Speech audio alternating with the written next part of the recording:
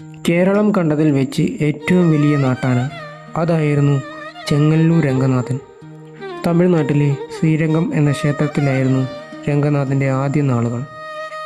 അവിടെ കാവേരി നദിയിൽ നിന്നും ക്ഷേത്രത്തിലേക്ക് അണ്ടാവുകളിൽ വെള്ളം കൊണ്ടുവരികയായിരുന്നു രംഗനാഥനെ ഏൽപ്പിച്ചിരുന്ന ദൗത്യം. വർഷങ്ങൾ കഴിഞ്ഞപ്പോൾ രംഗനാഥൻ ക്ഷേത്രവാതിൽ കടക്കുവാൻ പറ്റാത്തവണ്ണം പൊക്കം വെച്ചു. അങ്ങനെ ക്ഷേത്ര ഭാരവാഹികൾ രംഗനാഥനെ വിൽക്കുവാൻ തീരുമാനിച്ചു. പത്രത്തിലെ പരസ്യം കണ്ട തൃശ്ശൂരിലെ അന്തിക്കാട്ട് പരമേശ്വരൻ നമ്പൂതിരി രംഗനാഥനെ 1500 രൂപയ്ക്ക് വാങ്ങി. മനയിലെത്തിയ രംഗനാഥൻ വളരെ മെലിഞ്ഞാണിരുന്നത്.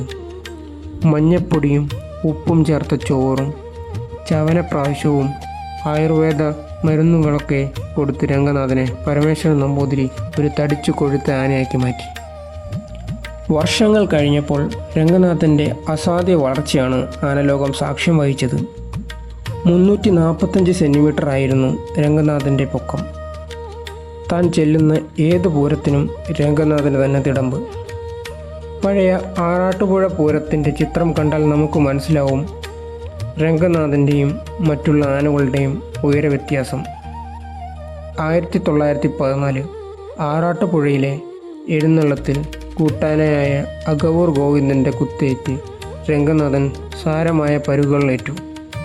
അങ്ങനെ 3 വർഷത്തെ ചികിത്സയ്ക്കിടയിൽ 1917 കേരളം കണ്ടതിൽ വെച്ച് ഏറ്റവും വലിയ ആന ആയ രംഗനാഥൻ ആനലോകത്തോട് വിട പറഞ്ഞു.